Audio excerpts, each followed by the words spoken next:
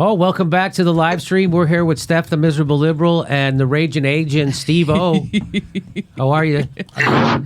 Everybody's good. We have a special guest waiting, but I'm going to show you who the guest is first. He's running for Congress. He's a progressive in Hawaii. So you know how Nancy Pelosi was asked after they lost to Donald Trump, lost 1,000 seats nationwide, lost the House, lost the Senate, everything. Got wiped out. Democrats wiped out. And she was asked, hey, do you think that the people want to change? She said this. I don't think that people want a new direction. Our values unify us. She said, I don't think people want a new direction.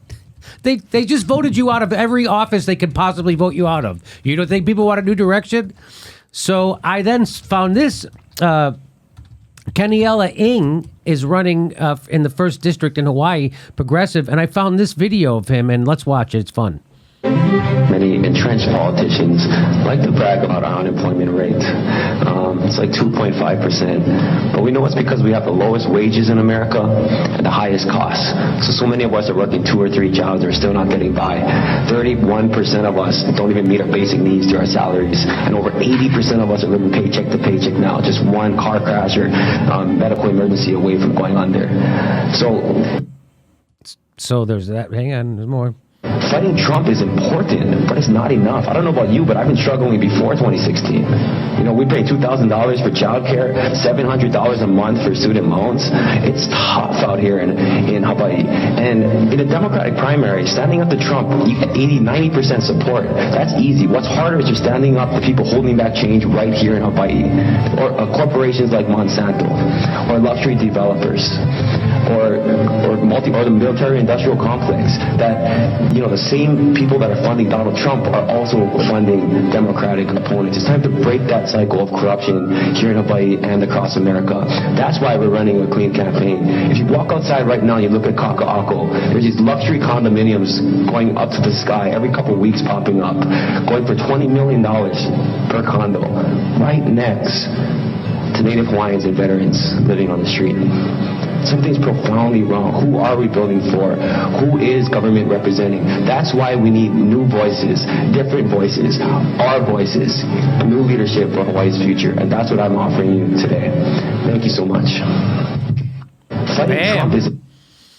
There you go. And now, let's go ahead and say hello to him. It's Kaniela Ng. That's the gentleman you just saw make that powerful statement. How are you? Thanks for being on our show. Hi, I'm doing great. Thanks for having me. I'm a big fan. Oh, look, isn't that nice? Isn't that nice? He said it. I don't even bother me that he's lying. That it makes me feel good. Doesn't even bother me. So, well, thank you so much for making time for us today. I know it's a busy day. You're out campaigning, and so I guess we just found out why you're running. You know, it's funny to hear someone say it's tough out here in Hawaii. You know, because everyone in the States thinks of Hawaii as this land of good and plenty, and it's just this vacation paradise, and everybody's eating pineapples and surfing. But you have the same problems in Hawaii that people here have. You have student debt, you have medical problems. So tell me, how's it going in Hawaii? Yes, the same problem, arguably magnified because we're such a small space. The median house now is around $800,000, which means that in my generation, you got to be making $200K out of high school or college to be on track for home ownership. So it's out of reach. $93,000 a year is low income in Hawaii. So hotel profits are at a record high. That's like our big industry, right? Tourism. But wages are stuck low. So that means you're stealing our money straight from the workers. And it's not new. Like since the beginning of like when the colonizers first arrived here, you know, we cut down the koa to build their mansions. We picked the pineapples, they drank the juice. We cut the cane, them the cake, and it's time that workers get back what we deserve. And that's what this campaign is all about. Like that clip was from a debate, our first debate for this race, and the whole debate, all my opponents just kept talking about how bad Donald Trump is. And okay, fine. Like, yeah, he's terrible, but there's a reason why he got elected is because people were desperate and we ignored them. We got on stage and said, America's already great. And what does that say to someone who is like, can't pay the bills? You know, it's saying we don't care about you. So I'm saying not only do I see you, but I feel your pain. Like it's hard. And if we don't offer that alternative vision of a better world, then people are going to be vulnerable to false prophets like Donald Trump and demagogues, because they wanted big and bold, and all they were offered was big, bold, and wrong. Now, the Democratic Party, they're not offering big and bold. Chuck Schumer, every 6 months, he comes out and says, we need to have a bold plan. And then he presents a plan that is not bold. And so he knows the problem, but I think the bigger problem is, like, then why doesn't he just give us a bold plan if he knows what the problem is? And it's because he can't go against his donors. His donors don't want him to have a bold economic agenda. That's why he can't do it. So he knows what the voters want, but he also knows what his donors want and demand. So when it comes down to it, he represents his donors and not his voters. And so I guess my question to you is, why would you run inside of a party that is actively committed to their donors and screwing over progressives? I mean, that's a good question. And you think you hit the nail on the head. Like, Democrats are generally afraid of big ideas because we're afraid of big donors. And every consultant now is trying to tell Democratic opponents how to sound like Bernie Sanders, because he's the most popular politician in the U.S., without actually having to stand against the donors. And, our job as progressives is to make sure that people don't fall for that. That, it's not enough to just say, I would vote for Medicare for all. We need to say we need it now and have that sense of urgency. And that requires being able to stick it to big pharma and insurance companies that max out Democrats. That's why we don't take any corporate money. It makes things a lot harder. But we got to work within this two-party system, unfortunately, and shift the whole conversation our way. And most folks, frankly, don't identify with either party. Like, I think 80% of my generation are considered independent because we're skeptical of these elites that control corporations and our government. We just want to democratize everything and shift power back to the people. And that's what we're doing by knocking on every door. And actually, the roots of our party, especially here in Hawaii, when we're controlled by oligarchs, just 5 missionary families controlled our government and our economy. Our party comes from radical roots. Like, people were shot and killed trying to get off the plantation, and they went on strike, just demanding an 8-hour workday and a $2 wage, and we won. And if my great grandparents didn't stand up to the corporate establishment of their time, I should be on the plantation. So it's not being anti-party; it's actually restoring that heart and soul that where the Democratic Party used to represent the working class, not the billionaire donor class. Yeah. So your policies, people will call them radical, people will call them far left, when they're actually supported by the majority of Americans. And the only reason they get away with calling them radical is because our news media has been bought by the people who were supposed to be overthrowing and investigating, right? So the news media doesn't represents the establishment, as Chomsky taught us. The owners of the media, that's who they represent. They don't represent anybody else. So when they say somebody like Ocasio-Cortez, who advocates for a Medicare for all and free college and getting rid of ICE, when she does that, they say that's far left policies. But when it's polled, those things all poll over 50%. So that is mainstream policy being called radical. So how do you, and your own party calls that stuff radical. Nancy Pelosi is poo-pooing Ocasio-Cortez along with Chuck Schumer. And so, again, you come from radical roots, but there couldn't be anything less radical than running inside the Democratic Party, propping up a corrupt organization that cheats people like you on the daily. The majority of people support our policies. I think you hit the nail on the head. Alexandria Ocasio-Cortez, who we were drafted together by the same organizers from Justice Democrats about a year ago. She's out with Bernie Sanders right now in Kansas, and thousands of people are coming out. They support Medicare for all. They support tuition-free college, a Green New Deal. We're about to roll out the most aggressive housing proposal in the nation. Senate Democrats came out with some tax credit scheme that will make luxury developers even richer. We're saying, no, we need 10 million homes in the next 10 years. In Singapore, half the size of Oahu with 5 times as many people pay 20% of their income for brand new 3-bedroom houses. The money's there. You look at these luxury condos selling for $20 million. It's going to the wrong people, out-of-state investors. When we have more, scarcity is not an issue. It's a political choice, right? It doesn't happen naturally. And I think that's what the Democrats have been failing to lead on. We've been kind of just using whatever frame the Republicans throw at us, like how much things cost, the process of legislation, rather than just speaking to human needs. Like, why is it that our basic needs are being commodified and people are profiting off of my brain, my body, like we need to decommodify our basic needs and just get back to the to just taking care of one another. Everything you say is correct. Again, I can't get off the fact that you're running inside the Democratic Party. And even if you do get elected, your leader will be Chuck Schumer in the Senate and Nancy Pelosi in the House, and they will not allow you to do anything worthwhile. So this whole idea that they're taking over the Democratic Party that Bernie Sanders keeps saying is not true. And that's not happening.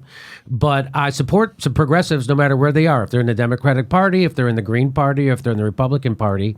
And, maybe it'll take one more election loss, maybe when Bernie loses in 2020 because they're going to cheat him again. Then people will wake up to this party's unreformable, because it is. Can I jump go in ahead, real Steve fast? O has a question. Hey, Kaniela, big fan of yours. I think your story is amazing. I think what Jimmy's getting at here is, would it be better for people like you and Alexandria Ocasio-Cortez and Bernie Sanders to really just say, rather than running within the Democratic Party, we start our third party? Would that be something that's more logical and more true to who you guys are and what you represent? And it might be perhaps pain in the short term, but long term, that's the correct solution. Your thoughts on that? Possibly. I just think that these debates over what pragmatically how we're going to make the biggest impact is sort of red herrings, because when you look at the way movements and legislation has ever really moved, it's not by just like inserting ourselves and relinquishing power that's already there, right? And I think that's what you're getting at as well. Like, am I just asking for a seat at the table next to Pelosi, and would that really help our movement?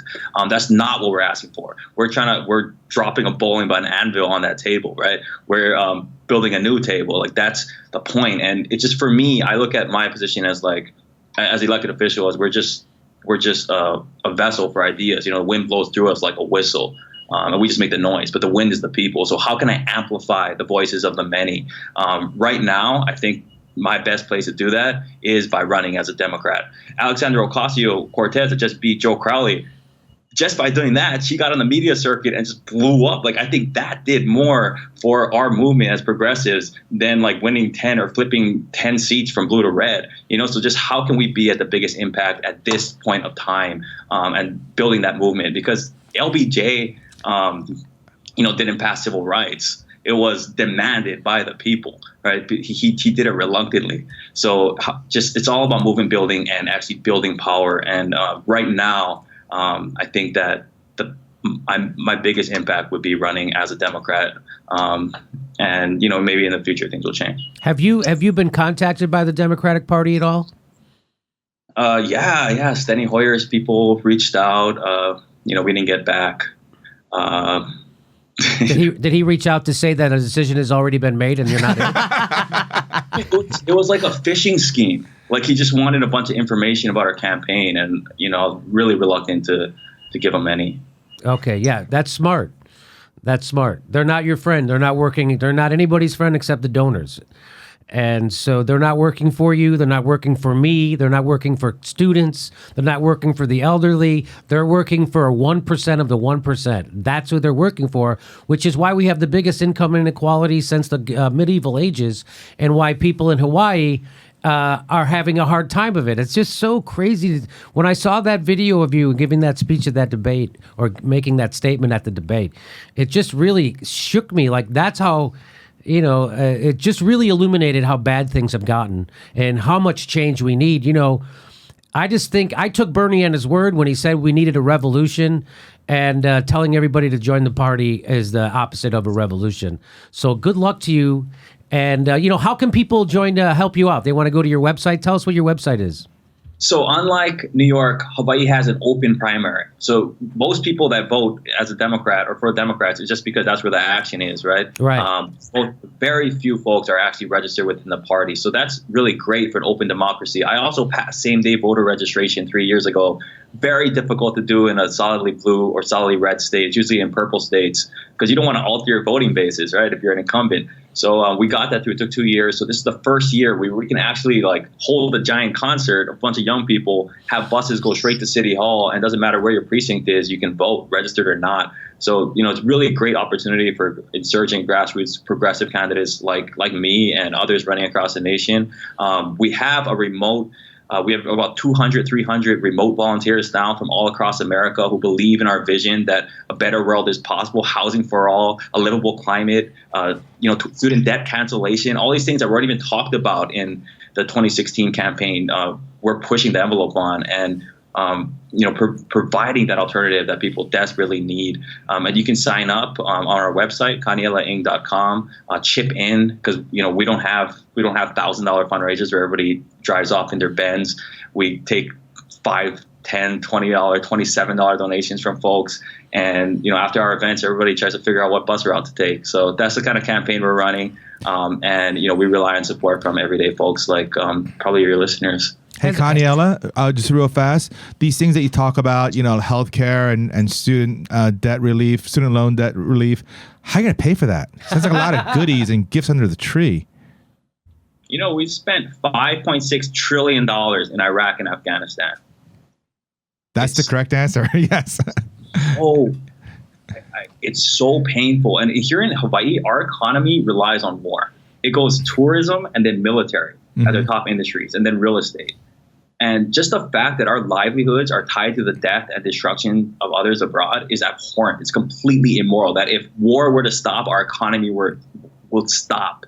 Like I don't know why we don't think of it that way, because it's not the way to live, right? So we're not just talking about anti-interventionism.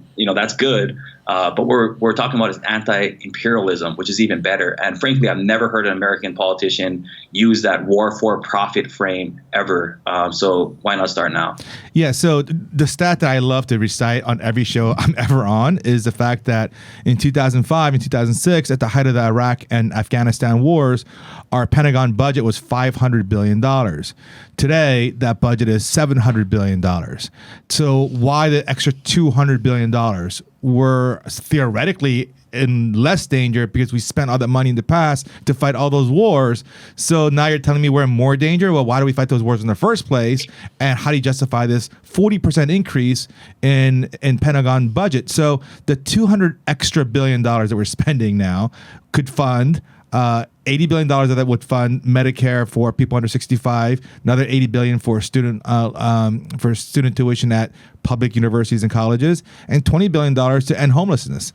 And we have money left over. So, I asked this question to you only as a way to kind of get you to think about this, because we saw Alexandria Ocasio-Cortez being asked the same question on MSNBC, where they said, all these things that you want, they sound like a bunch of gifts under the tree. And she gave a pretty good answer, but I want you guys to just spout this fact wherever you go, because people in America have to understand that we make choices here. And I was recently visiting Scandinavia, and when I was taking a bike tour, the bike tour guide said that they have healthcare and tuition and all that kind of stuff covered.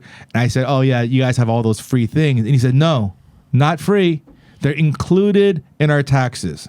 And he said, what you guys have included in your taxes is war. And he's 100% right. So I like that framing as well, that we should include in our taxes things like healthcare for ordinary Americans, things like college tuition for people so they can have a brighter future, rather than having war and the war machinery included in our taxes. And that'll do more for national security than more defense spending when we're spending more than the next 12 countries combined. Yep. Like, we know that whether it's a war on drugs or a war on terror or war for whatever the hell reason the White House makes up, it's a war for profit. That's and it's right. A war that's causing indigenous people all over the world to suffer, just like we have in Hawaii as Native Hawaiians. And that's what's causing these refugee crises. That's what's causing this immigration problem that Donald Trump likes to scapegoat, which isn't really a problem economically, but it's our fault, and he's making it worse. So just focusing on that, and the fact that we spent trillions of dollars bailing out big banks and Wall Street during the financial crash in 2009, and if we can afford to bail out the elite 0.1% and give them golden parachutes and not even lock them up, then we can afford to give our generation and working people of all ages a shot at life in America. So the money's there. And frankly, that's not how money works. It doesn't come in and to come out in the federal government. That's just not how the federal government operates. It's not a state government. So really, if you build up the working class and turn them into the middle class where we actually have money to spend, in turn, business will grow, tax revenue will actually increase, and our economy will boom as well. And that way, like when you talk about Medicare or Medicare for all, tuition free college, we'll be paying less than we do now in the private sector. And that's what most taxpayers care about, right? They just want more money in their pockets and they'll get better outcomes. So it's just when people point out, hey, Medicare for all will cost $39 trillion, we currently pay 78. Well, look, Kaniela, that's exactly why I'm a big fan of yours, and I have hope in young people like you and Alexandria that you guys are woke. You guys are, aware of all the issues and all the numbers and facts and figures to support your positions and your hunger to make systemic positive impact on our country and in our world makes me feel hopeful, because I feel like most people in my generation, I'm a little bit older than you, we have been just insanely greedy and short-sighted with the things we've done in our time. Well, I'm going to definitely contribute to your campaign after the show. Yeah, me too. Yeah. You have to tell everybody if you're going to do that, I guess. That's how news works, I guess. So, is that right? Yeah, I'm going to donate. We're all going to donate to his campaign. Yeah. Well, is there anything else you'd like to leave us with? I mean, you certainly sound like the real deal, so they're either going to smear you, cheat you, or disappear you. So I appreciate you doing this. We got primaried because I'm 3 terms in the state house, and they've primaried me with the most, this record-breaking fundraising candidate who had support from. I mean, here's the thing about Hawaii Democrats, right? Because we're such a solidly blue state, corporations that normally support Republicans are forced to support Democrats. Our party becomes reliant on their money, and then our skews all the way their way. So you're talking about Bayer, big pharma, NRA. People brag about their NRA endorsements here, weapon contractors. And so arguably we have probably the most conservative Democratic Party in the nation, even though we're that blue state, right? So I got primaried. Somebody broke into my car, stuck a screwdriver into the engine, the emission, and ripped apart the whole steering console. So things got brutal in the last race. They had me arrested for a bench warrant that I had for for not paying a moving violation. And right when ballots dropped, they set up this thing through their police commissioner. That was also the campaign manager. So it's tough. And you hit it on the head too. When you're speaking against the donors that control our government, you're also speaking against the advertisers who control our media, that pay their salaries. So we're seeing that in Hawaii, and that's why it's so important that we continue to support independent journalism like y'all. We're seeing the same thing here in California, where we have a super majority Democrats. So we're one of the bluest of blue states, and so we had a single payer bill that the Democrats killed in the House. We don't have free college. They just screwed over a net neutrality bill here. So yes, what happens when you have Democrats control the whole state? The corporations buy the Democrats. That's just a fact. That's what happened. That's why Jerry Brown's pro-fracking. But it's tricky because Republicans will say, I'm against Medicare for all.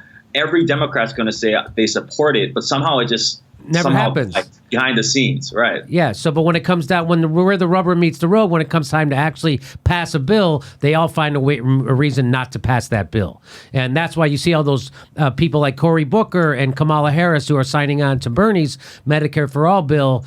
They're just doing that to give a head fake to progressives in the primary. They're not actually for that, because when the push comes to shove, they will defeat it.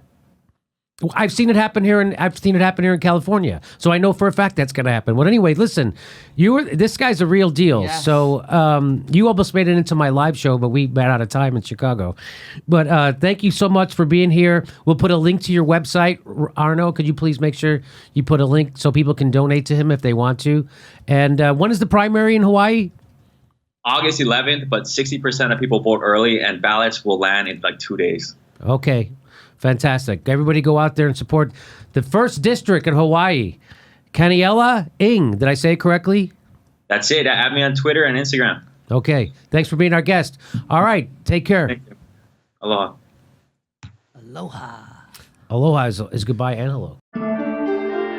Please make sure you're subscribed. Even if you think you are, you probably aren't. It only takes a second. Check to make sure you're subscribed and then click that bell. If you click the bell, they'll send you a notification when we drop videos. Otherwise, they won't notify you. And they still might not, but that's all we can do to fight against the bastards.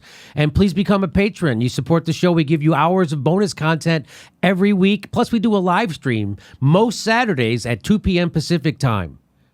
Thanks for your support.